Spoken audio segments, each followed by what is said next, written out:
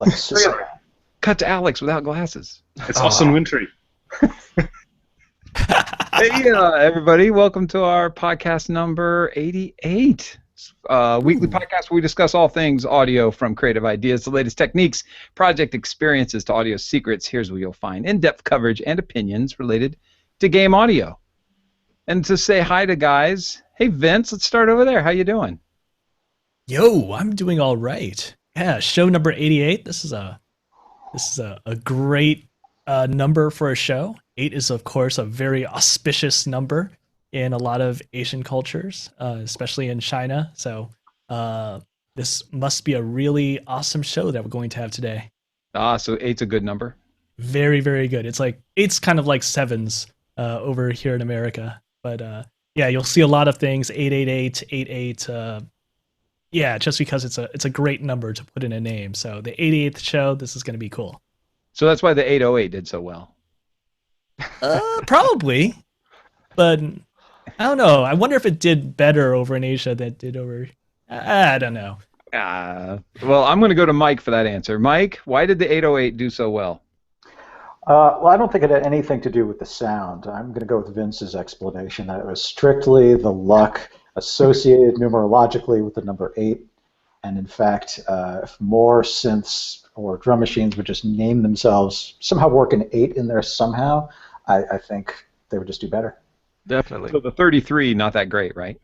Yeah, or Giga Studio didn't have an 8 anywhere in its name, and we know what happened. So, if you think about it, sorry, I stepped on it. If you think about 808, the middle number is half of an 8. It's just the lower half. It's true. They've really covered their bases there. Yeah, I think so. Alex, give us the lowdown. I think Was you it guys really are the just, numbers. I think you guys just paying me out for my Twitter handle, which you can see down here. You know. Oh my gosh, look at that! I didn't see that at all. No one's ever asked me why it is A-type 808. Actually, 808 is the drum machine, and A-type is like Dolby noise reduction on tapes. It's like sort of, it's Right. like complete. Actually, never mind. I'm good, thanks. I'm here. It's a sort of a cloudy day in Japan right now. There's some construction happening outside the window. So if you hear sort of whirs of hydraulics and stuff like that, just let me know. I can mute myself. Make everybody happy. We haven't heard the train in a long time. Yeah, the windows are closed because it's cold. By the way, if you're interested to know where my parents are, which is in Australia, I think today it's 45, so that's 157 in your archaic temperature system. Wow. 196 or whatever, I don't know. Did you say 167? No, it's like 120, I think, in King's. What is it? The King's temperature on a Thursday after some rum, or whatever the Fahrenheit is based on. I don't know. Whatever it is, that's ridiculously hot. I'm excellent. Taking And care. how are you? How are you, Kyle? I'm good. I'm excited to say hi to our special guest, J.K. Swopes, St. Joe, What's up? soundsandgear.com. Yes. How are you? Yes. I'm good, man. Happy to be here. Thanks for having me on. No, thanks for joining the show. You know, I wanted to talk to you. Well, we wanted to talk to you about the Imogen Heap library because we had just covered it in a very minor way. Would you guys say 2 or 3 shows ago? Maybe more, but really recently. Right. Yeah, it was sometime last month. Yeah, Oh, yeah. and then and I know that some of us were thinking about picking it up, and I wanted to go through a couple more reviews, and sure enough, I got to Sounds and Gear as I always do, and you covered it, and so I thought, hey, maybe we can get you to come on the show and talk to me in dumb terms because I don't understand stuffs. Yeah, right. No, I think it's, everybody. If people who don't know JK stuff, I was just checking out his channel this morning. If you're looking for like reviews in like just. There's so many people who do reviews, and it's just like mumbling into a microphone. It's like, yeah, this is kind of some cool shit here, and it's just, this is cool, and you know, you don't really get much out of it. But it's like rare to find people who do reviews where they actually talk to you, and you can actually, they're very efficient, and they actually get to the point, say the things you want to hear, none of the fluff, the ums and the ahs. And JK's videos are excellent for that. So you're welcome. Absolutely. Yeah. Just I guess I just try to approach it from a musician standpoint and try to look at the stuff that I would want to know. So I don't so much care about specs and everything. The most important thing to me is how does it sound and is it easy to use. So that's the type of stuff I try to focus on. I like it. It is absolutely direct, just like Alex had said. You know, I wanted to point some people to your website right away. Soundsandgear.com. Also, pushtutorials.com. Is it Push Tutorials? Yeah. Yes. Yeah. I have pushed. Pushtutorials.com and machinetutorials.com, which is how I found you initially because I got a machine, Okay. and that thing's like sending a man to Mars for me. I just have no comprehension of how to work that thing, and it's right here. I keep it really close to me to Yeah. remind me of how dumb I am. But your tutorials got me right on key. It was basically like my brain wanted to do things with a mouse, and Right. machine wanted you to do it on that. And Yeah. so it was like it just took me some practice of translating back and forth and getting used to looking for things. And of course, you still can use a mouse and go for Yeah. stuff. Yeah. But your tutorials really got me going. And Cool. now I ordered a push. Nice. And that's your fault. I'm blaming you directly. Well, yeah, 'cause we did talk about that when I was there. So yeah, man. Well, I mean, I'm looking forward to helping you with that as well. Thank you very much. Well, anyway, so machinetutorials.com, pushtutorials.com. Sounds and Gear is the main channel. Go on there. And also, I want to mention that JK has a membership area which is filled with content, and it is unbelievable. So definitely check out what's going on in there if you really want some in-depth stuff. It's almost like JK is personally showing you how to do these things on Push and on Machine. Yeah, Well that's the goal, man. So thanks. Glad you like it, man. Thank you. Well, I mean, what do you think of Imogen Heaps library? You want to kick in with that? And Yeah, I mean, if anyone that has followed me for a while knows I'm really into organic sounds. Like 95% of the time, I'll go for an organic sound over a synthesized sound. So, and we see inside of her library, she just uses a lot of acoustic instruments, and they have a really cool interface. I'm a sucker for a cool interface. Even if something sounds amazing, if the interface is not inspiring, I won't use it. Like I'm very visual like that. So the interface matched with all the just crazy sounds that she has in there. I think they did a really good job in just making it an instrument. It's not just, a static playable thing. It's like you can really go in and manipulate sounds and really come up with cool ideas. So, from just traditional stuff even to more droney ambient stuff. So, are you a and fan of the Sonic Couture libraries already? Oh yeah. I've been a fan of Sonic Couture for a while. Like I said, they always capture a really great sound, but their interfaces are always amazing. Like really simple, really straightforward, nice, clean, sleek, but functional. And Yeah. that's important to me. Like, I really don't like getting libraries where it's just it sounds great, but there's not a good interface. So, maybe that's superficial, but for me, I need to be kind of inspired by the interface as much as I do by the sound. So yeah, Sonic Couture is huge on that, man. They really pay attention to the interface. Yeah, I can attest as well. Now, did they create an NKS version of this for Imogen Hip? Um, I I can tell you really quick. I'll just pull up Machine. I'm not Guys, I learned sure. from JK last time he was here. I asked, why do some libraries not Yeah. have a contact banner? Instead, you have to go into the file system to bring up the library. Yeah, so NKS is different than that also. Oh, So sorry yeah, about that. so What's yeah, that yeah, called? yeah. So contact player, that's contact player or contact powered, which means it works with the free contact player. Mm. And the Imogen Heap library does do that. But now Native Instruments released this new format, this NKS format that fully integrates all of the patches and everything inside of Machine and inside of Complete Control. So that's like another layer of things. And I'm not sure if Gotcha. everything that is in contact player format is actually NKS. It doesn't seem like that so far. So I think the company has to specifically say, we want to be able to use this NKS format. That allows it to be fully mapped out on Machine or your Complete controller, and you can browse for the presets tagged and everything like that. I want to say, I'm pretty sure the Imogen Heap was. Gotcha. Yeah, just to explain for a second, sorry about that. I purchased, as JK and I were talking about last time, the Native Instruments Complete Controller 88. It's not here yet.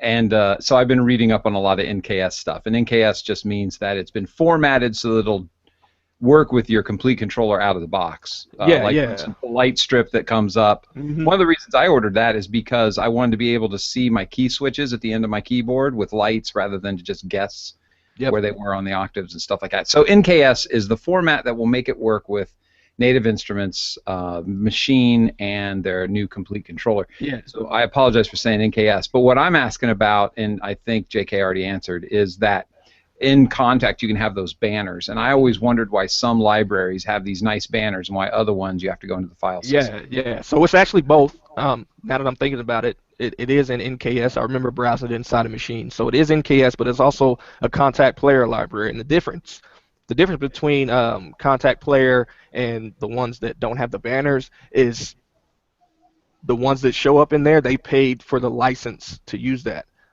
So basically it means they get to piggyback off of the free Contact Player, so a person doesn't have to own the full version of Contact. They can just have the free Contact Player, but then they pay extra for, usually pay extra for a licensed library. Like, Gotcha. if you kind of look at the libraries out there, like the ones that show up in the in the banner, they usually are a little bit higher than the ones that just show up in the file system, and that's due to those guys have to pay for that license to show up over there.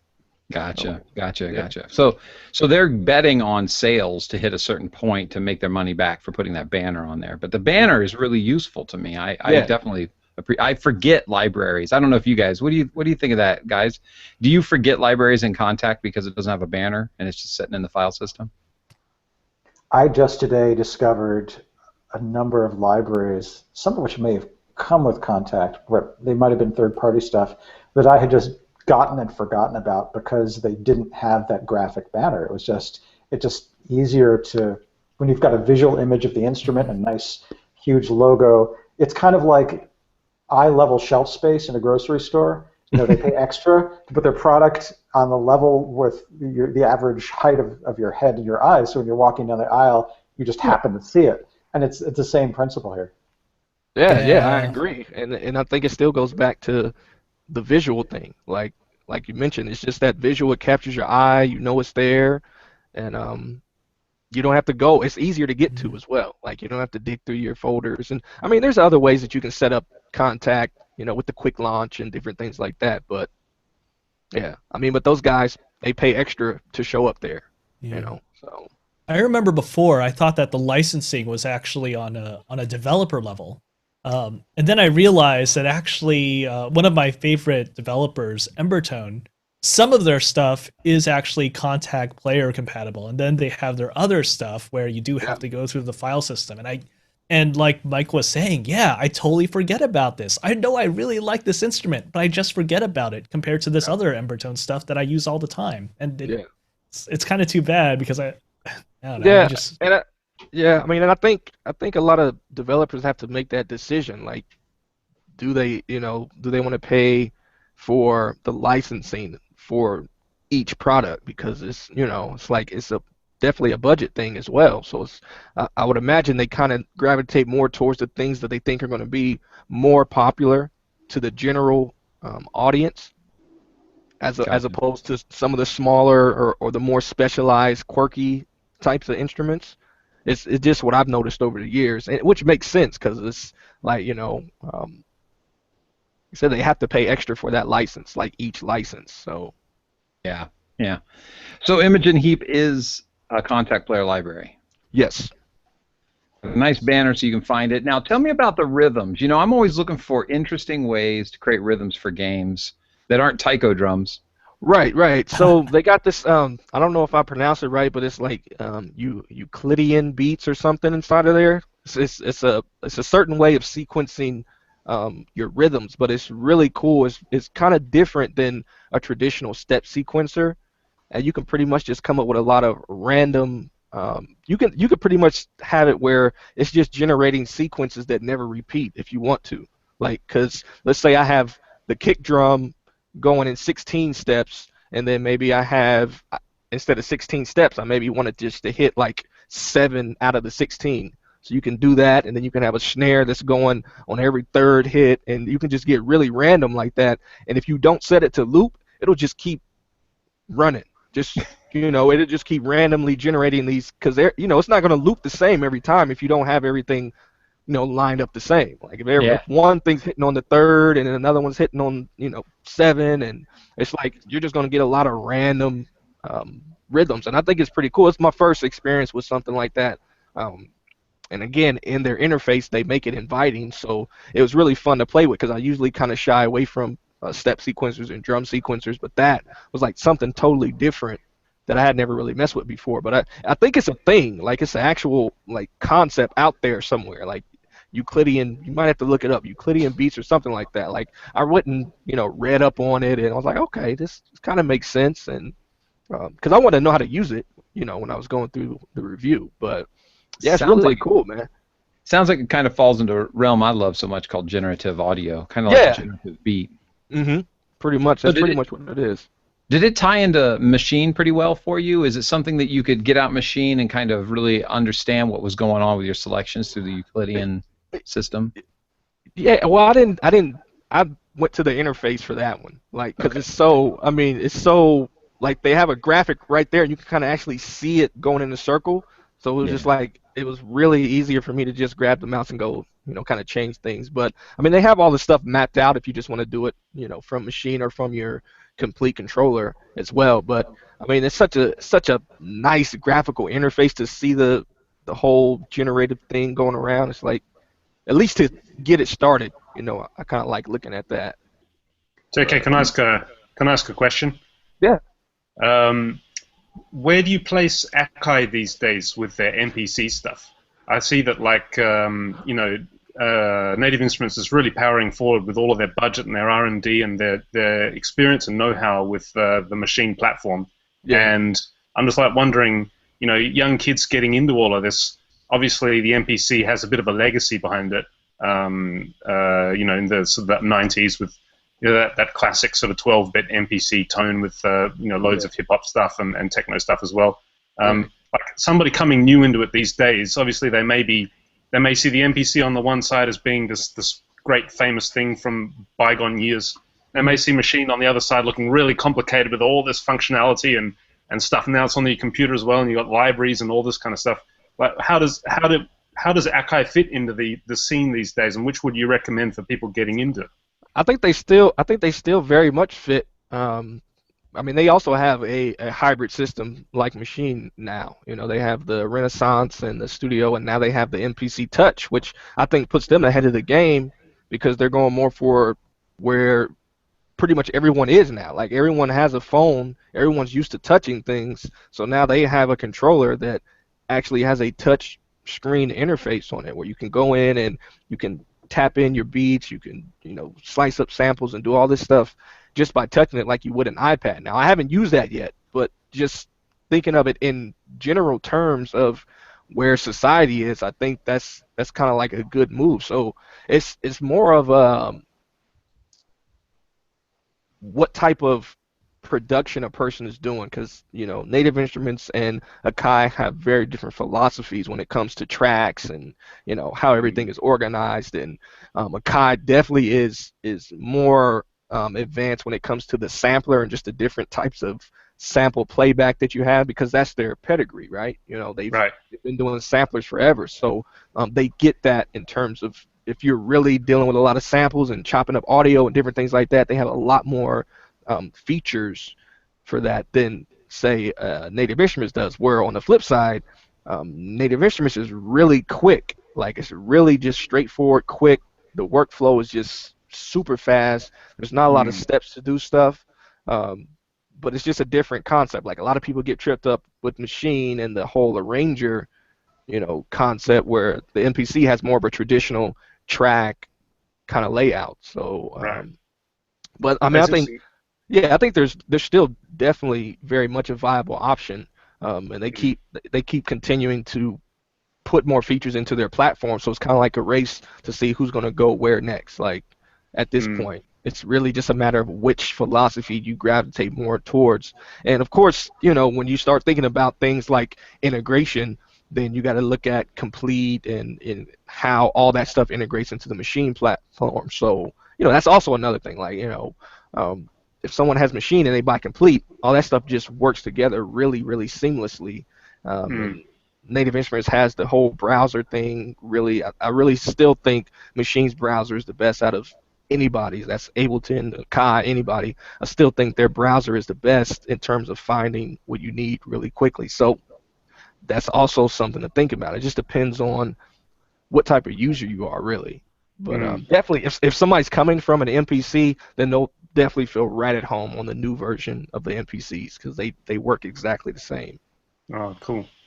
Actually, in the chat room, Neo Solid, who joins us from Berlin at 3 a.m. in the morning. That's dedication for you guys. Wow. Nice. Just had an interesting comment. He said that I assume it's a he or a she.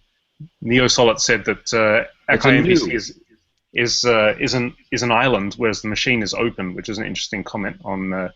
Maybe Neo Solid can elaborate a bit on that as we continue. I mean, I don't know, because Akai, well, shall we say, in music, they own like Air Instruments and all these software companies as well. So you got all that stuff that also integrates with the Akai stuff, like all the Air Music, Expand and Hybrid 3 and Vacuum and all that stuff integrates with the Akai. So it's like then it comes to we're comparing the Air Instruments to the Complete package and different things like that. So I mean, it's really similar. It's just they're kind of different in their workflows. Right. So it's hard to say which one to choose. It really just kind of depends on the person and what they're looking for. Some people have purchased the MPC, took it back and got Machine, and then there's been people that purchased Machine, took it back and got the MPC. It kind of depends on the type of music you make, the way you like to work with stuff, the way you like to work with your instruments, what type of integration you want, because you also got to think, Native Instruments has the whole complete keyboard range that integrates completely with Machine and all the different stuff. So that's cool. Do they actually to use? Are they actually that different, the two of them? Because I heard that when the early years of Machine, when Native Instruments were developing Machine, basically their foundation for the development of it was just talking to a load of NPC users about what they don't like about Akai's operating system and the way that you work with NPC, and that's how the Machine was born. Do they actually to operate? Are they that different? Yeah, I mean, there's always a lot of myths and legends when it comes to this type of stuff, but there's no denying that Machine came from the pedigree of the Akai MPC. Like anything that works with the 16 pads and the whole chopping samples and everything comes from the Akai MPC background. So they would have definitely had to take that as a platform and kind of put their own spin on it. They're just kind of like different ways of doing the same thing at the end of the day. Like it's just, somebody may want to use a pencil, another person may want to use a pen, but they can both draw a circle. It's like, but they are different. Yeah, they are different in workflow. Like I feel like the NPC still has that hardware mindset, right. And where there's just a few more steps to do certain things, whereas Machine is definitely coming more from a software aspect. Even though it's hardware, like they understand the software side and what people expect from software, and whereas Akai was more, they understand what people want from the hardware. But it's kind, so it's kind of like they both kind of play to their strengths, and then now they're just kind of trying to flesh it out completely, in my opinion. But I mean, both, you can make great music with both. I have the MPC, I have the studio version, so I'm a guy that likes pretty much anything. So. Well, I'm definitely a hardware guy. I bought the. I want to get back to Imogen Heap, but I wanted to say this really quickly. I purchased the Complete after speaking to you, JK, and I saw your review where the Akai had so much, that keyboard that Akai has out had so many more features, and it worked so much better with software than actually Complete did. But Complete has that light thing, and I love that, and that's really what it was for me. Had Akai had that, I would have gone with that. But back to Imogen. So one thing I have trouble with is I have a library, the Mbira library from Sonic Couture already, and what was really interesting for me was when I listened to the Imogen Heap library. What's it called again? I can't remember right now. Box of Tricks. Box of Tricks. Thank you. Yeah. I want to refer to it by that. So when I was listening to Box of Tricks and I was listening to those samples, it seemed like it's one of those instruments where you really got to know how to use it, and then when you do, you use it really well. Because I can never find a place to use the Mbira, but I love the sound of it. And then when I heard it in the Box of Tricks, it's like, oh, that's really cool what they're doing in the samples. Did you experience? Did you spend some time with that one? Yeah, I mean, I spent time with all of them, man.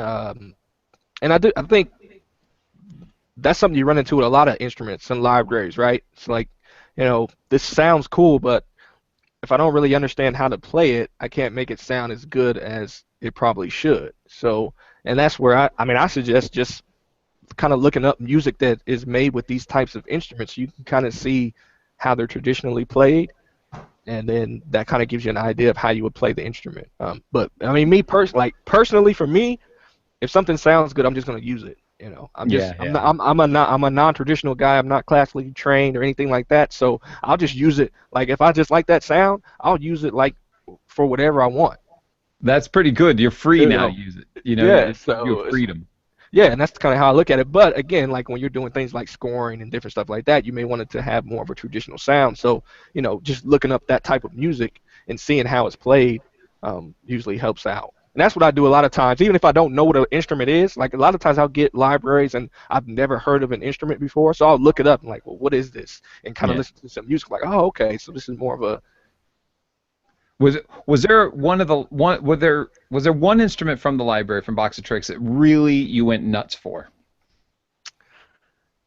Not one specific instrument, but more of the just like the more ambient sounds, and maybe it had more to do with like the spaces that you could change. Yeah, like, I was going to ask you about that. Yeah, like the way you could change, because I think they recorded like her stairwell and some different random things.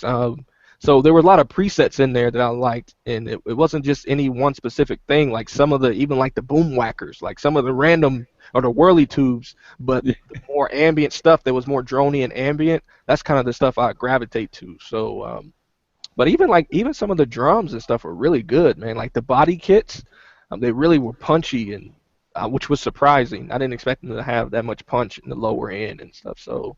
I just like organic sounds, so I found a lot of different sounds I like throughout the library, definitely, that I probably would normally never even touch. Like I would never just pull out a whirly tube, or a boom whacker or something like that. Like it's not just something I have laying around, but having it there and it's like seeing what they did with it, it just makes it really cool. But I can't say that there's one specific instrument out of all of them that I liked, because I like some across all of them, in my opinion. Now, you guys checked out the demos, and did you find some useful instruments that you wanted to put in your next composition? Mike, Vince, Alex?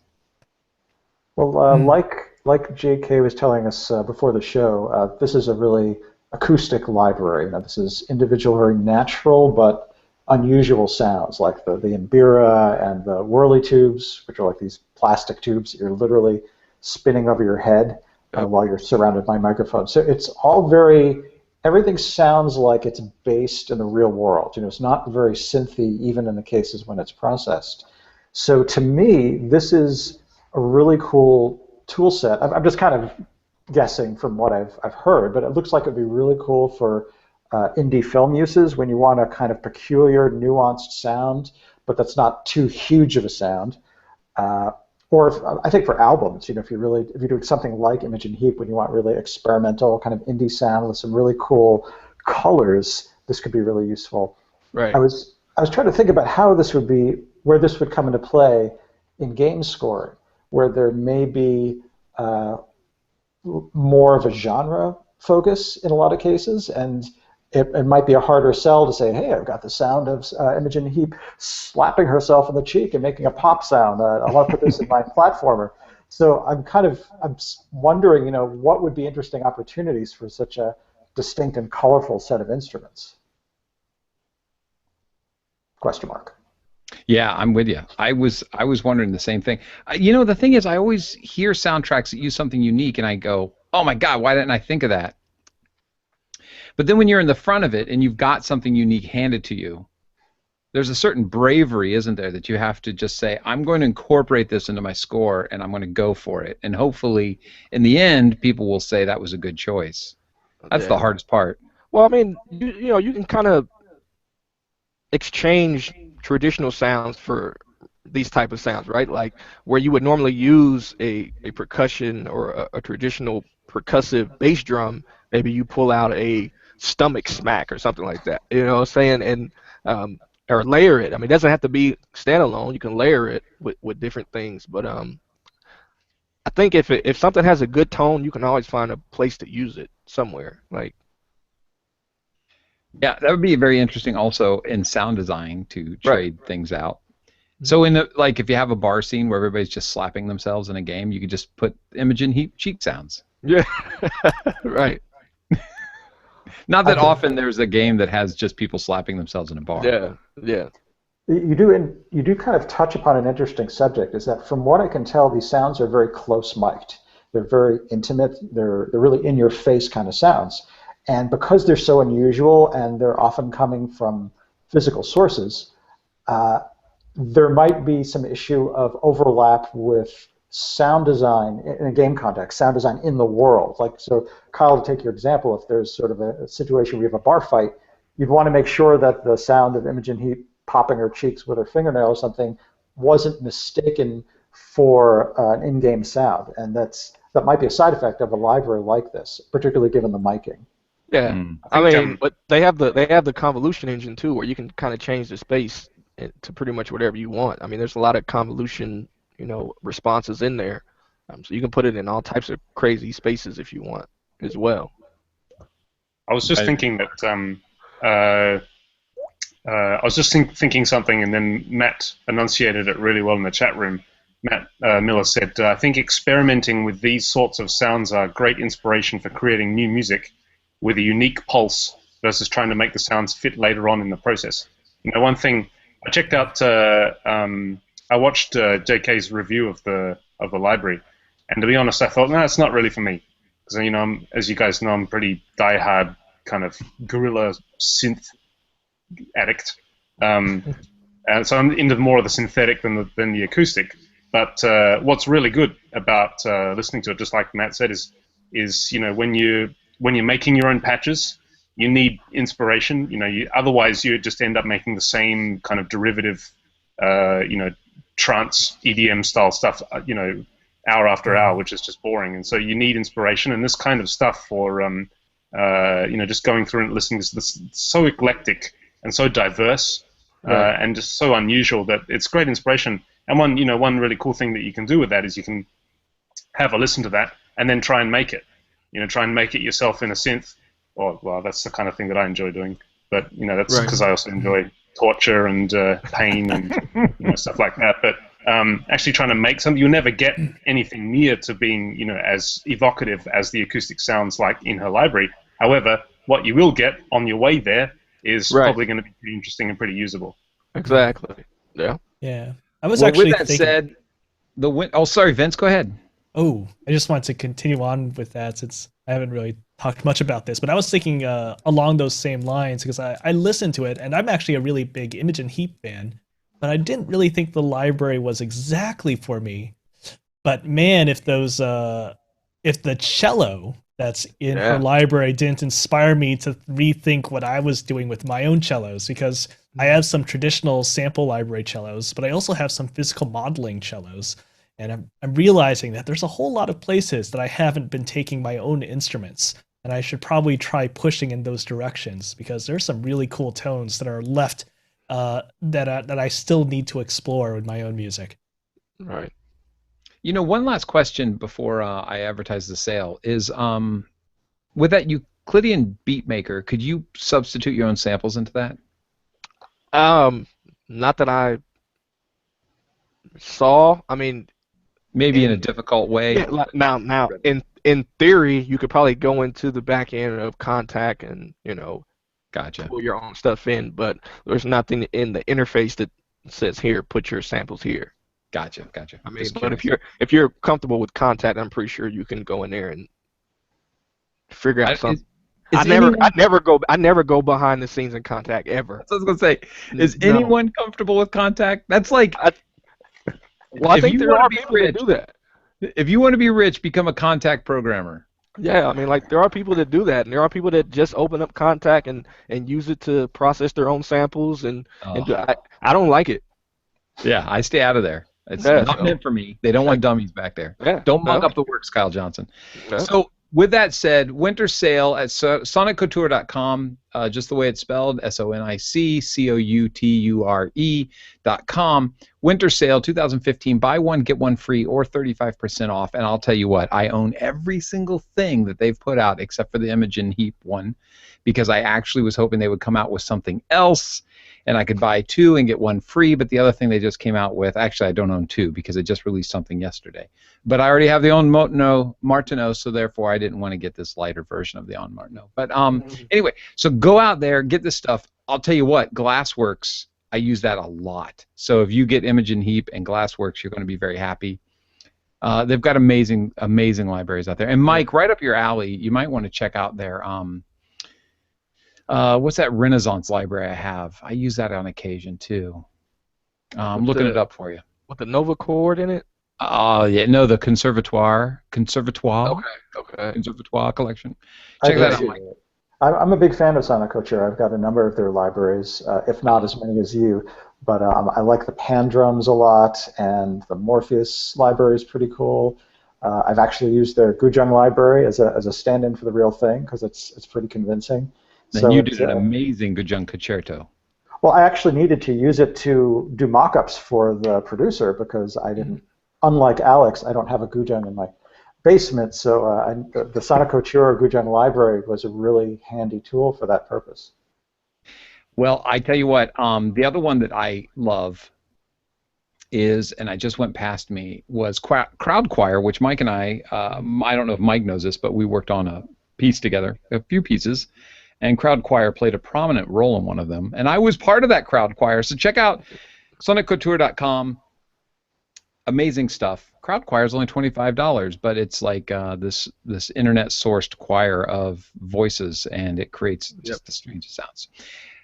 Now that we've talked about Sonic Couture, why don't we talk about our sponsor? I mean, come on, guys. Isotope is sponsoring us to do this show. Can you believe that? That's pretty cool, man.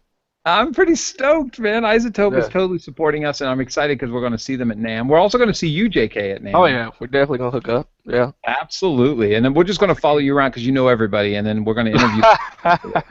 Hey, whatever, man. Whatever works. I'm sure you know more people than me, but it's all good. You'll be like, here's my posse, and I didn't ask for them. But yes, please go to isotope.com and check out their software. It's just amazing software all the way around. You know, every time we have an episode and we talk about our sponsor, I just rave about RX because I spend 4 hours every weekday in RX. I think that's safe to say. It's just an amazing tool that I'm constantly cleaning up audio with. I'm constantly straightening up rhythms with. It's just an amazing tool that I'm always reaching into, and I know these guys here are also reaching into all the other tools. Yeah. Ozone 7 I'm excited to have coming. Mike's got Ozone 7. I know he swears by it. Yeah, anyway, thank you Isotope for sponsoring the show, and please everybody go there and check out their sales before the Christmas time arrives because it's a great time to get you and yours who are into audio something really fantastic from a fantastic company. I agree. With that said, the holidays coming up, we have decided to torture JK. We have decided to all write a Christmas song. Well, that's not fair because mine isn't written. Mine is just recorded and produced. But the other ones actually spent some more time and wrote some amazingly beautiful, if not quirky and occasionally funny, Christmas songs for all of us to listen to. And Vince is going to cue them up, and then JK is going to tell us how terrible we are. All right. Well, what should we start out with? Well, we got to start out with Alex. Okay, Alex. We're going to do it. So anyway, enjoy these Christmas songs.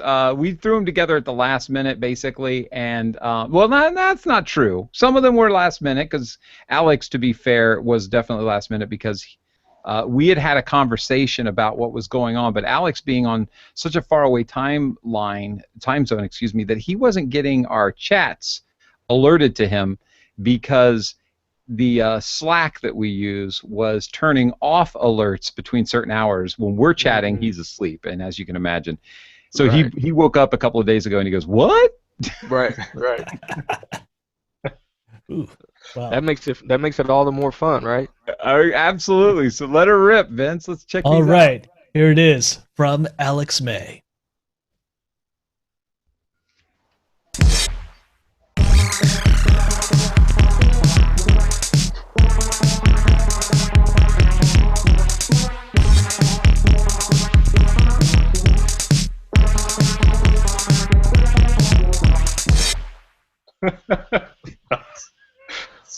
Shit. It was great. It's funny, but here's what I think. Like, and this is where my mind goes. But like, I see like some kind of random elf hopping out in some type of commercial, and then they're just at some type of Christmas party, and everybody's like the quirky commercials that they have, and everybody just breaks out dancing. Like, that's kind of what it puts me in the mind of, man. Like, you like quirky stuff like that is what people that's the type of stuff that sells products, man.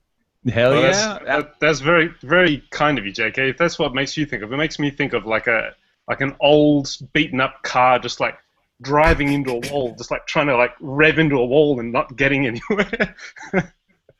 But Alex, wasn't that composed with your brand new Dark Energy?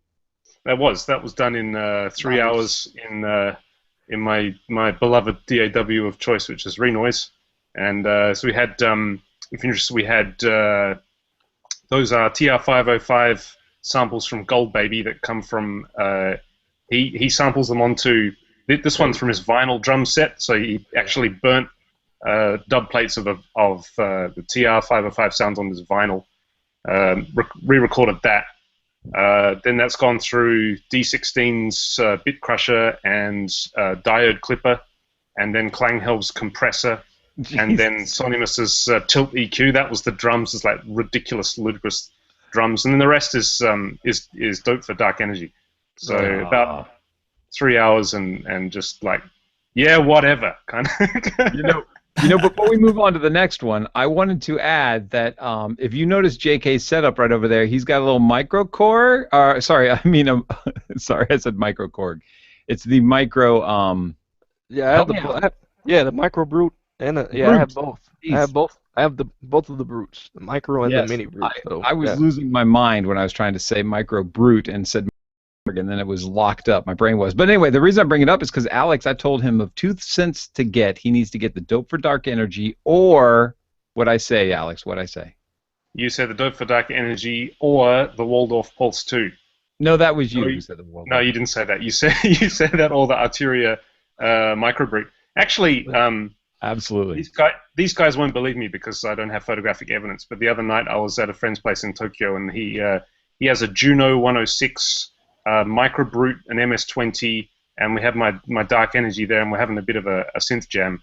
And those Arturia things, it's like the guy who turns up in the party accidentally wearing no pants. Hi guys, it's like complete ridiculous kind of tone. It's like that guy who turns up wearing no pants. Well, maybe you don't know that in America, I guess. Those parties I haven't been to, unless I'm the guy with no pants and I just never noticed. Right. It's a Japanese thing.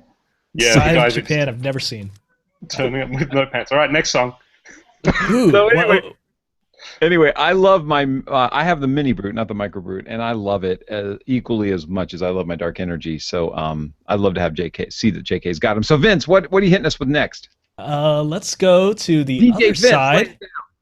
Okay, the latest from Michael Gordon Shapiro. This is No Rest for the Merry. I do want to interject and say I want to thank APM Music for whom this was written, one of their production libraries on the Christmas theme. I want to thank the guys at APM for allowing me to include this on the show without charging me $500.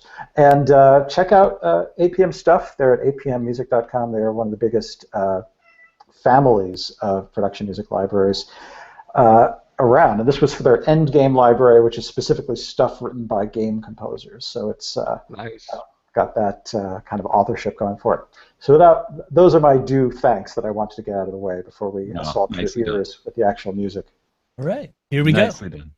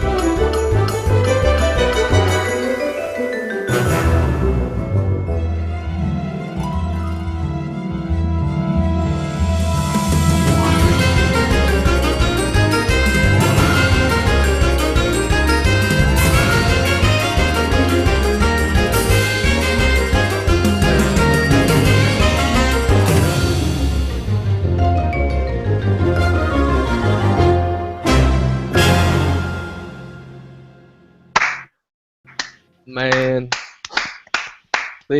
stuff like that just makes me realize how far I have to go musically. Like, you know, definitely in the presence of some professionals here. Like, 'cause Not. Don't you worry, Mike. those Blow new away. Swiffer mops. Yeah, like he gets one of those new Swiffer mops, and they're going through this workshop cleaning up, and like just it's nice, man. I don't know. I'm listening to this type of stuff to kind of see what type of music gets put in these type of libraries, because I have aspirations to do that type of stuff. And I'm just like, yeah, that's just way out of my league, man. But yeah, awesome stuff, man. But that's definitely not true. The production libraries cover a huge stylistic range. I mean, I did another for that same release. I did another Christmas interpretation that was kind of R&B, kind of Motown style for Silent Night. That was totally different. It's actually a lot less over the top. So this is another subject entirely. But everyone listening to the show can think of production music libraries as a place where your cues can go, and I'll defer that conversation for a future episode, but it's a good thing to think about. Yeah. I think we should, JK, let's collaborate. We can chop that up in Machine and do like a drum and bass, UK drum and bass remix of that one, I think. Right. Oh, yeah. Tidings of drum and bass and joy. And Mike Shapiro. You can't go past Mike Shapiro. That's just pure quality right there. Yeah. Well done. All right, DJ Vince, hit us. All right. Let's go to. I guess I'll do mine. So. Yeah. It's basically kind of a take on Have Yourself a Merry Little Christmas. Kind of Canadian brass, except I didn't realize that the Canadian brass actually already did a recording of Have Yourself a Merry Little Christmas. So, but whatever. I went ahead and did it, and I figured I would do a little bit of. I don't know if it's an improvement, but it's actually rather different. So that was cool that we ended up doing a very different arrangement, some different chords, some different textures in there. Yeah, so here it goes.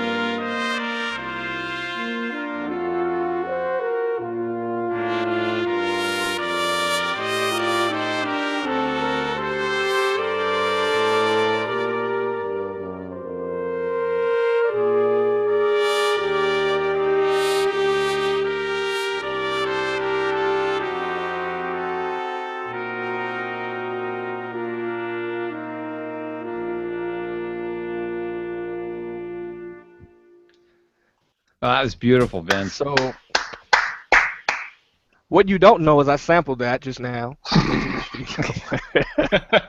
I mean, Nice. like you know, I guess my question is, how do you guys even come up with these concepts? Like, it's just so all three of them are so far. They're just there's a lot going on. They're really intricate.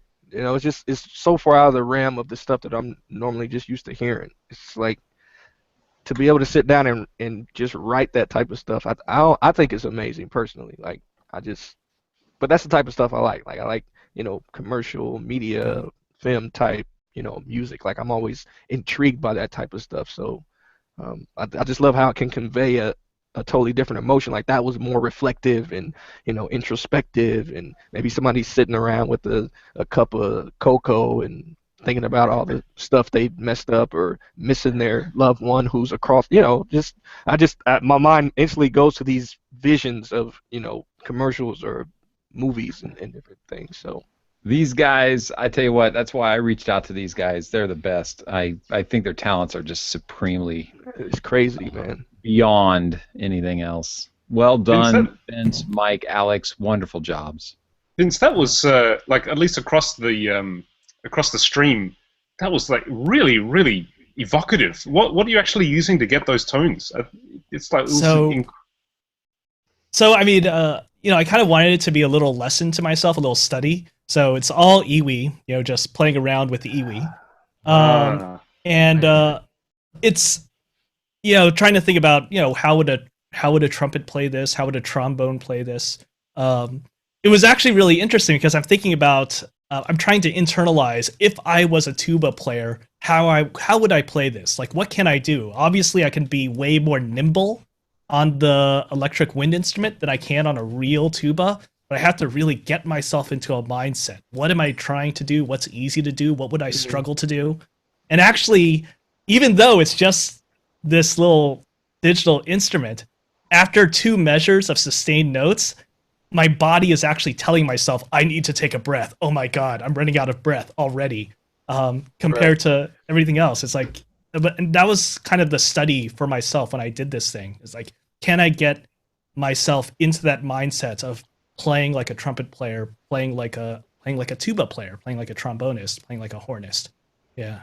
Vince, how premeditated were all the chord substitutions and all the counterpoint? Was that something that was kind of improvisationally flowed, or did you plot it all out in advance? So basically, I mean, I'm a pretty good pianist, so I just went ahead and did it on piano like I would normally do. And then I recorded the trumpet 1 line, just, okay, this is going to be the melody. Then I recorded tuba, and this is going to be my bass. And then I did a little bit of improvising for the inner textures, and then I re-recorded trumpet 1 and the tuba. So that's basically what I did. Really interesting. Yeah. It was I mean, there were a couple of things that I knew I wanted to hit. Like I wanted to hit that minor 4 chord. I wanted to hit those diminished 7th chords when they happen. It's like, so I made some notes to myself about them. But for the most part, it was improvisatory.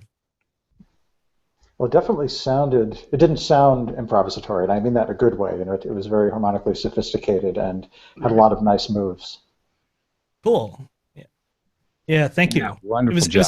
It was interesting listening to the Canadian brass version because, like, oh my God, they really hit it out of the park with that one, and it's they have a certain majesty that I can't quite match either because of the arrangement or the fact that I'm using digital instruments. This is basically sample modeling stuff that I'm recording with, but something to aspire for. Right, definitely, man. Sound incredible. Yeah. So we got one more track here, though. Let's squeeze it in. We've got 3 minutes left for the show. We got to have Johnson. We got to have the Johnson. Kyle, Fripp Fingers Johnson. Let's get it in. Here we go. We've got. Let me hide. Here it is. Ave Maria. Kyle Johnson.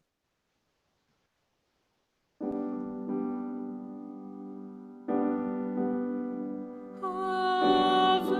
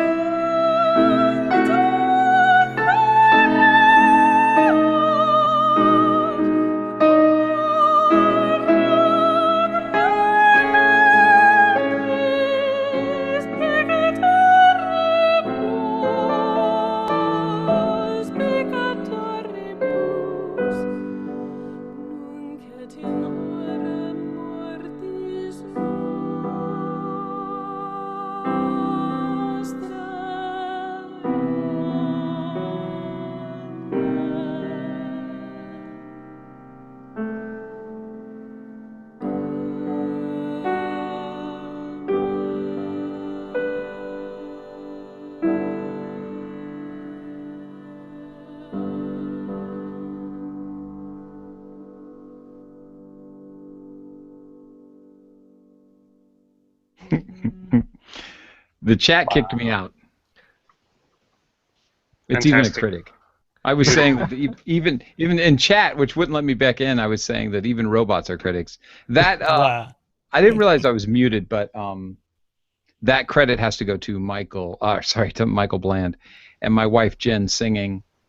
It's his arrangement. I did the recording and the mixing, and contributed a little bit to ideas, but not that much. But in a quick summary of things, I had to come up with something for the Christmas show, so that's the best I had. That's really That lovely. was beautiful. That's awesome. Fantastic. I didn't even know your wife. I didn't know your wife was a singer, man. She studied opera. She's an amazing Awesome. singer. Yeah.